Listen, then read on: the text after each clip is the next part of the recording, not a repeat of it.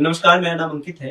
दवाएं पर आपका स्वागत है। सरकार digital personal data protection act के माध्यम से सूचना के अधिकार अधिनियम में संशोधन कर चुकी है। इसके खिलाफ कई पत्रकार, शोधार्थी और सोशल एक्टिविस्ट विरोध कर रहे हैं। उनका मानना है कि यह बदलाव लोगों की सूचना तक जो पहुंच है उसको प्रभावित करेगा, उसे सीमित कर देगा। आरटीआई एक्टिविस्ट अंजलि भारद्वाज इस संशोधन को रद्द करने की मांग कर रही है। आज अंजलि हमारे साथ हमारे दफ्तर में मौजूद है। हम उनसे जानना चाहेंगे कि इस एक्ट के माध्यम से आरटीआई को क्या नुकसान है, आरटीआई में ऐसा क्या बदलाव कर दिया गया है जिसके खिलाफ आप और अन्य और जो तमाम सामाजिक कार्यकर्ता है, ट्रांसपेरेंसी एक्टिविस्ट है, वो विरोध कर रहे हैं। देखिए, जो डेटा प्रोटेक्शन कानून लाया गया है उसमें सरकार ने एक सेक्शन है 44(3) उसके तहत राइट टू इंफॉर्मेशन कानून को संशोधित किया है। अब अगर हम देखें कि सरकार कह रही है कि हम राइट टू प्रिवेसी, निजता के अधिकार को सुरक्षित करने के लिए डेटा प्रोटेक्शन कानून ला रहे हैं। जो राइट टू इंफॉर्मेशन एक्ट है, जो सूचना का अधिकार कानून है, 2005 में आया और उस कानून में ऑलरेडी एक प्रावधान था लोगों की निजता को प्रोटेक्ट करने के लिए। वो सेक्शन 81(j) में था और इस सेक्शन में ये लिखा है कि आप तमाम सूचनाएं ले सकते हैं राइट टू इंफॉर्मेशन कानून के तहत, लेकिन कुछ सूचनाएं ऐसी हैं जो कि धारा 8 में लिख दी गई हैं, वो सूचना हम नहीं ले सकते। और 81(j) में लिखा है कि ऐसी कोई भी सूचना जो कि पर्सनल हो, व्यक्तिगत हो, जिसका किसी भी जनहित से, पब्लिक एक्टिविटी इंटरेस्ट से लेना देना नहीं हो और किसी की निजता को अनवारंटेड इन्वेजन हो, मतलब अनवारंटेड इन्वेजन ऑफ प्रिवेसी हो, वो सूचना हम नहीं ले सकते जब तक कि लार्जर पब्लिक इंटरेस्ट नहीं है। तो ये एक तरह से बैलेंस करने का तरीका था सूचना के अधिकार कानून में कि आप ऐसा नहीं कर सकते कि किसी भी अस्पताल में जाए, सरकारी अस्पताल में, और लोगों के रिकॉर्ड्स निकलवा लीजिए। तो ये एक बहुत ही इंपॉर्टेंट प्रावधान था, लेकिन नुआंस्ड प्रावधान था, क्योंकि ऐसा नहीं होना चाहिए कि लोग बहुत जनहित में जो सूचना है वो भी न ले सकें। अब इस कानून के जरिए, डेटा प्रोटेक्शन लॉ के जरिए, ये बदलाव लाया गया है कि अब कोई भी व्यक्तिगत सूचना कोई नहीं ले सकते राइट टू इंफॉर्मेशन एक्ट के तहत। तो ये तो एक बहुत ही ज़बरदस्त प्रहार है सूचना के अधिकार पे, क्योंकि अगर मैं थोड़ा सा इसमें बताऊं कि हर साल हमारे देश में 60 लाख आरटीआई एप्लीकेशन लगाई जाती है और अगर हम शोध करें, लोग सूचनाएं मांग रहे हैं जिससे कि वो सरकारों को जवाबदेह बना सकें, और वो सूचनाएं ग्रैन्युलर इंफॉर्मेशन है, मतलब कि जैसे लोगों को राशन नहीं मिल रहा, उनकी पेंशन नहीं मिल रही है और उन्हें कहा जाता है आपका तो नाम नहीं है लिस्ट पर, सब लोग ऐसे हैं जिनकी योग्यता है और आपका नाम नहीं है। वो लिस्टें निकलवाते हैं और उस लिस्ट से अगर भ्रष्टाचार हो रहा हो, उनका नाम है पर उन्हें पेंशन नहीं मिल रही, या ऐसे लोगों का नाम है जिनकी पात्रता ही नहीं है, जो योग्य ही नहीं है उस पेंशन के या उस स्कॉलरशिप के या राशन के, उन्हें दिया जा रहा है, तो भ्रष्टाचार को उजागर करते हैं। अब ये जब कानून बदल दिया गया है डेटा प्रोटेक्शन लॉ के तहत, ये कहा जाएगा ये तो सब व्यक्तिगत सूचना है, इसमें किसी का नाम लिखा है, उनका पता लिखा है, अब हम ये सूचना आपको देंगे नहीं। तो लोगों के लिए जो सूचना का अधिकार कानून था, जो एक बड़ा टूल बन गया था लोगों की जवाबदेही के लिए, सरकार को सुनिश्चित करने के लिए, अपने अधिकार पाने के लिए, वो पूरी तरह से ध्वस्त हो जाएगा। साथ ही में बहुत सारी सूचनाएं लोग निकालते हैं, जैसे कि बड़े पब्लिक सेक्टर बैंक्स हैं जो कि बड़े बड़े पूंजीपतियों को पैसा देते हैं, लोन देते हैं। अब वो लोन लेकर फरार हो जाते हैं, हम बहुत बार सुनते हैं, उनके लोन माफ कर दिए जाते हैं। तो सरकारों से, पब्लिक सेक्टर बैंक से लोग सूचना जानना चाहते हैं कि आखिरकार उनके नाम बताइए कि ये कौन पूंजीपति है जिन्हें कि इतने अरबों रुपए का लोन दिया गया और उस लोन को राइट ऑफ कर दिया गया। अब ये तो लोकतंत्र में जानने का अधिकार होना चाहिए। अब ये कानून के बदलाव के बाद कहा जाएगा कि ये तो व्यक्तिगत सूचना है, हम किसी की सूचना नहीं दे सकते आपको, तो ये सूचना नहीं बताएंगे। तो ये कानून में बदलाव आया है सेक्शन 44(3) के तहत डेटा प्रोटेक्शन कानून के, जिसने राइट टू इंफॉर्मेशन एक्ट को संशोधित कर दिया है। ठीक, आप कह रही हैं कि डेटा प्रोटेक्शन एक्ट का जो 44(3) है जी, उसने आरटीआई एक्ट के 81(j) को संशोधित कर दिया। बिल्कुल ठीक है जी। और आपने बताया कि कौन कौन सी जानकारी नहीं मिली, इसे जरा और ब्रेकडाउन करें कि आम लोगों की जिंदगी पे इसका क्या प्रभाव पड़ने वाला है, उन्हें किन किन जानकारियों से वंचित होना पड़ेगा और अगर सरकार इन जानकारियों को नहीं देना चाहती है तो फिर सरकार आरटीआई के माध्यम से किस तरह की जानकारी देना चाहती है? बिल्कुल, देखिए, आम नागरिक हमारे देश में हैं जो सूचना के अधिकार का इस्तेमाल करते हैं, और वो इस्तेमाल करते हैं, हम जानते हैं देश में भ्रष्टाचार सबसे ऊपर से सबसे नीचे तक हमारे देश में होता है। कोई अपना ड्राइविंग लाइसेंस लेने जाएं, कोई राशन कार्ड लेने जाएं, उन्हें भ्रष्टाचार का सामना करना पड़ता है। लोग अपने मौलिक अधिकारों के लिए सूचना के अधिकार में सूचनाएं निकाल कर भ्रष्टाचार उजागर करते हैं और अपना अधिकार लेते हैं। लेकिन लोग और भी सूचनाएं निकालते हैं। अब आपने सुना होगा हाल ही में बिहार में कितने ब्रिजेस कोलैप्स हो गए। तो अब ये बड़ा अचंभा होता है कि इतने रुपए खर्च हो रहे हैं टैक्स पेयर्स के, तो एक बारिश आने से पुल कैसे ढह रहे हैं। तो लोग सूचना मांगते हैं कि किस कॉन्ट्रैक्टर को ये काम दिया गया था, आप नाम बताइए, कॉन्ट्रैक्ट की कॉपी मांगते हैं। ये जानना चाहते हैं कि कौन पब्लिक सर्वेंट थे जिन्होंने इस कॉन्ट्रैक्ट को दिया, इन कॉन्ट्रैक्टर को, उनका नाम बताइए, जिससे कि कुछ जवाबदेही, कुछ अकाउंटेबिलिटी फिक्स हो सके। ये कानून आने के बाद अब ये कहा जाएगा कि देखिए ये तो आप व्यक्तिगत सूचना मांग रहे हैं, नाम नहीं बता सकते हम आपको कॉन्ट्रैक्टर का, किसने दिया कॉन्ट्रैक्ट उसका नाम भी नहीं बता सकते। तो ये तो पूरी तरह से जो भ्रष्टाचार हो रहा है उसे बढ़ावा देने की बात हो जाएगी। जो भी अंकुश लगा सकते थे लोग, उसे रोकने की बात थी, वो खत्म हो जाएगा। अब आप ये देखिए कि इलेक्टोरल फ्रॉड एक तरीके का अलेज किया गया है हमारे जो पिछले अभी चुनाव हुए हैं उनके अंदर। उसमें ये कहा गया है कि बहुत सारे ऐसे लोग हैं जो वहां रहते नहीं हैं किसी कॉन्स्टिट्यूएंसी में, पर उनका नाम ऐड कर दिया गया है वोटर लिस्ट में। और कई ऐसे समुदाय के लोग हैं जिनका नाम डिलीट कर दिया गया। वो रहते हैं पर कहा कि वो अब नहीं रहते, उनकी मृत्यु हो गई, तो उनका नाम डिलीट कर दिया। तो उसके कारण इलेक्टोरल फ्रॉड का एक बड़ा मामला उठता है। आज जो आम नागरिक है वो इसे कैसे चेक कर सकते हैं? इलेक्शन कमीशन ऑफ इंडिया ने वेबसाइट पर इलेक्टोरल लिस्ट डाल रखी है। वोटर लिस्ट में आप देख सकते हैं किसका नाम है, किसका नहीं है, और लोग उसमें फिर जानकारी ये वाली लेकर वो शिकायत भी कर सकते हैं। तो गलत लोग का नाम कट गया है या गलत का ऐड हुआ है। अब जब ये कानून आ जाएगा तो सारी पब्लिक अथॉरिटीज कहेंगी भाई हम तो इस कानून के दायरे में ही काम कर सकते हैं। तो कल इलेक्शन कमीशन बिल्कुल संभव है कि वो कहें कि हम तो व्यक्तिगत सूचना कैसे दे दें, आपकी वोटर लिस्ट में तो आपका नाम है, आपका पता है, आपकी फोटोग्राफ है, ये तो सब व्यक्तिगत सूचना है, इसको हटा देंगे। तो फिर इलेक्टोरल फ्रॉड कैसे रुकेगा? तो अलग अलग चीजों में हम देखते हैं कि कैसे ये सूचनाएं बहुत जरूरी हैं, जिन्हें अब ये कानून आने के बाद लोगों की रीच के बाहर कर दिया जाएगा। और इससे तो जो अब्यूज ऑफ पावर है, जो भ्रष्टाचार है, ये और बढ़ेगा। और सरकार का आपने कहा कि फिर सरकार देना क्या चाहती है, ये एक सवाल हो जाएगा कि भाई सरकार की मंशा क्या है। एक और सरकार कहती है हम भ्रष्टाचार मुक्त भारत बनाएंगे, हम ना खाएंगे ना खाने देंगे। तो फिर लोगों के हाथ में जो एक हथियार है भ्रष्टाचार से लड़ने का, सूचना का अधिकार, उसे ही अगर तोड़ दिया जाएगा और उसको इतनी बुरी तरह से संशोधित कर दिया जाएगा कि भाई आप कोई व्यक्तिगत सूचना ही नहीं ले सकते। अब आप ये सोचिए कि बहुत बार लोग सूचना जानना चाहते हैं कि मैंने अप्लाई किया था स्कॉलरशिप के लिए, आप ये बताइए मेरी फाइल किस अधिकारी के पास फंसी है, आप बताइए कि किस किस अधिकारी के पास फाइल गई। ये सब सूचनाएं लेकर ही तो जवाबदेही सुनिश्चित की जाती। अब कहा जाएगा नाम नहीं बताएंगे अधिकारी का, तो ये तो बड़ी समस्या है। और हम ही नहीं कह रहे हैं, आपने सही कहा, तमाम लोग जो देश में जवाबदेही को सुनिश्चित करना चाहते हैं वो आज ये बात कर रहे हैं। यहाँ तक कि नीति आयोग ने सरकार को ये कानून पास होने से पहले कहा, लिखित में भेजा कि इससे तो जो जानकारियां पब्लिक ऑफिशियल्स के बारे में लोगों के पास होनी चाहिए अब वो होनी बंद हो जाएंगी, क्योंकि व्यक्तिगत सूचना, तो इस तरीके का कानून मत लाइए। लोगों ने कहा, नीति आयोग ने कहा, उसके बावजूद सरकार इस कानून को लेकर आई और पार्लियामेंट में इसको पारित किया गया।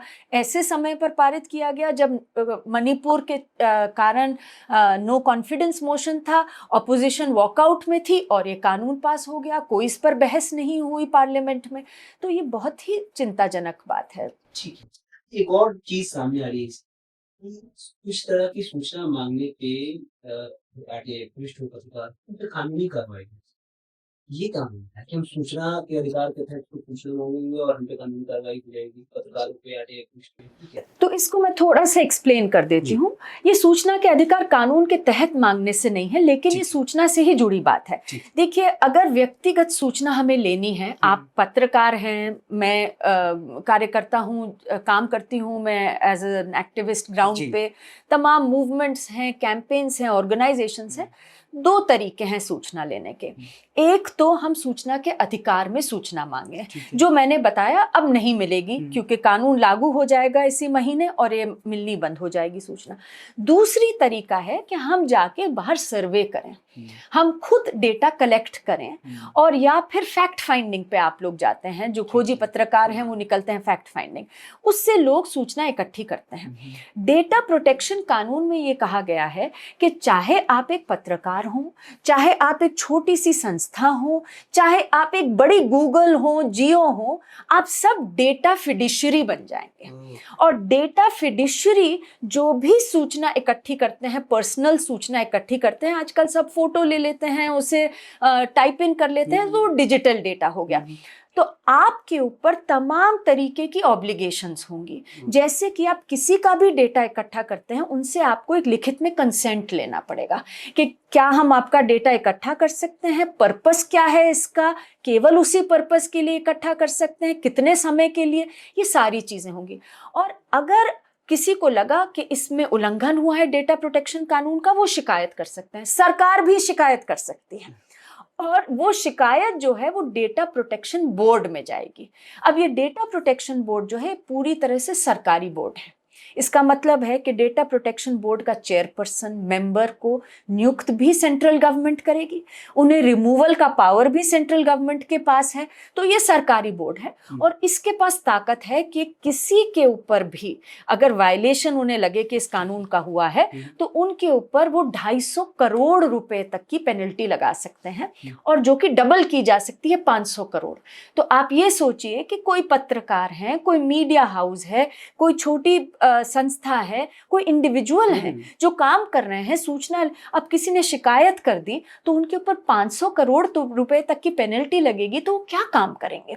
तो ये जो पूरा चिलिंग इफेक्ट है, ये इस कानून से होने वाला है। और ज्यादातर देशों में जब डेटा प्रोटेक्शन कानून आता है, उसमें जर्नलिस्टिक एग्जेम्पशन होती है, मतलब जर्नलिस्ट के काम को इसके अंदर नहीं लाया जाएगा। इसमें कोई जर्नलिस्टिक प्रोटेक्शन और एग्जेम्पशन नहीं है। इसके पहले दो जो ढांचे बने थे उसमें थी, लेकिन जो फाइनली पास हुआ कानून, उसमें हटा दी गई।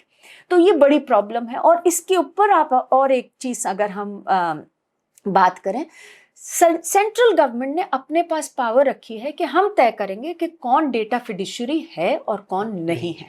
तो मतलब ये हो गया कि जो पत्रकार सरकार के मतलब की बात करें, वो तो सरकार कह सकती है कि नहीं है, और जो उनके ऐसी बात करें जो उनके लिए इनकन्वीनियंट है, भ्रष्टाचार को उजागर करती है, सरकार कह सकती है भाई आप तो डेटा फिडिशरी हैं। उसी तरह से अगर कोई भी कुछ उजागर करते हैं, आरटीआई एक्टिविस्ट हो, कोई भी हो, उजागर करते हैं ऐसे कोई बात जो कि सरकार को नहीं पसंद है, तो उनके ऊपर तो 500 करोड़ रुपए तक का फाइन लगने की है। जबकि सरकार अपने जो दोस्त हैं, कंपनियां हैं, उन्हें कह सकती है भाई अगर आप हमें चंदा दे रहे हैं हमारी रूलिंग पार्टी को, तो हम आपको एग्जेम्प्ट कर देंगे। तो ये जो आर्बिट्ररी पावर इसमें केंद्र सरकार के पास आई है, ये बहुत खतरनाक है। मतलब ये तो लोकतंत्र में होने का कोई मकसद ही नहीं है। सरकार कह रही है हम डेटा प्रोटेक्ट करना चाहते हैं, लेकिन कह रही है कि हम ही तय करेंगे किसके पास डेटा है तो प्रोटेक्ट होगा, किसके पास है तो नहीं होगा।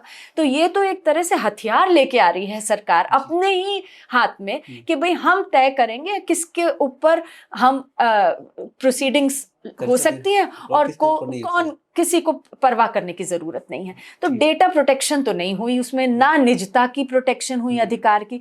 ये तो सरकार अपने आप को प्रोटेक्ट कर रही है। आपका कहना है कि सरकार के हाथ में एक और हथियार लग गया है जिसके बल पे वो डरा धमका सकती है, आपको किसी भी तरह के काम करने से रोक सकती है, कुछ लोगों को फायदा पहुंचा सकती है, कुछ लोगों को। ये क्या है? बिल्कुल, ये तो एक तरह से व्यक्तिगत डेटा का वेपनाइजेशन है।